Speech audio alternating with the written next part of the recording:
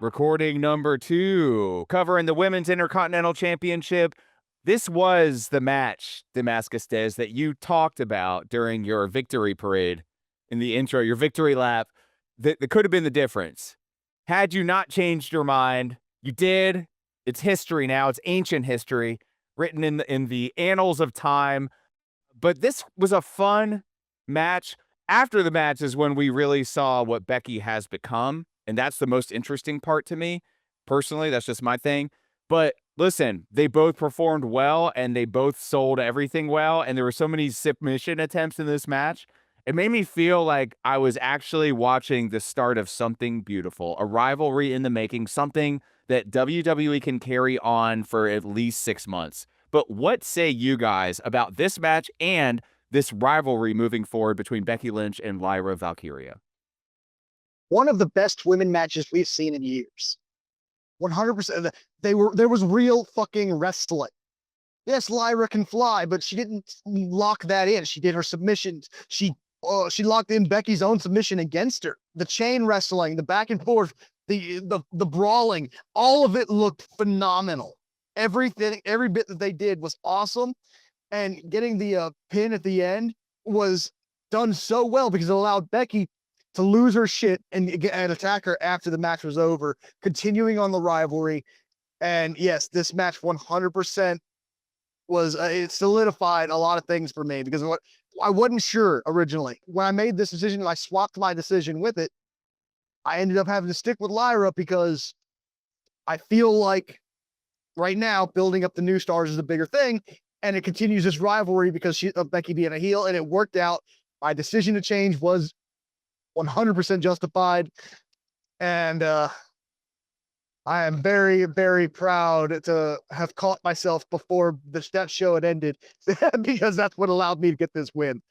Yeah, and Booch, when you made your prediction, sir, you were adamant about WWE kind of like having Lyra in restraints, you know, kind of pulling her back. You weren't sure about her future, but does this outcome change your mind? In ways it does. I felt that Becky would have elevated the championship more because of the status she has, and that's kind of where the direction I was going. At the time, I was not a big fan of the finish. I didn't like the roll-up idea. That I was not particularly caring for. Plus, I think it's because there was going so much back and forth that it kind of everything moved so fast, it kind of felt a little flat in the beginning. Like fans were trying to process what the fuck just happened instead of it. I think it would have got a louder pop if it had been even slightly more definitive, or maybe there was like a foot on the rope or something, but it just, the way everything moved, it felt a little flat. So that's why I didn't think the finish was as great. Plus, again, that finish only works if there is another match. Like, they have no choice. You can't end this right here. So now you have no choice. You have to continue this match now. There is no option because you've now given a finish that doesn't determine a damn thing. So that was why I wasn't a big fan of it in the beginning, but this is one of those things where maybe as the story progresses, I'll be proven wrong. But I got to go with, this is Backlash, this is the recap. I got to go with what's in front of me. And that's why the finish I didn't particularly care for. But as far as the actual match went, phenomenal. Like we said, one of the best women's matches we've seen in forever. I have a friend who hates women's wrestling that called me during the pay-per-view to say he loved it. So that's tell you something right there. Of course, I wasn't happy that he called me in the middle of the pay-per-view because I'm not a big fan of that. But like I said, those women put on a wrestling clinic. It was going to be challenging for a lot of people to follow. And yeah, ladies should take notes on that match. Most definitely. Yeah. Say this. You said it wasn't a definitive finish. To me, a roll-up is a wrestling finish.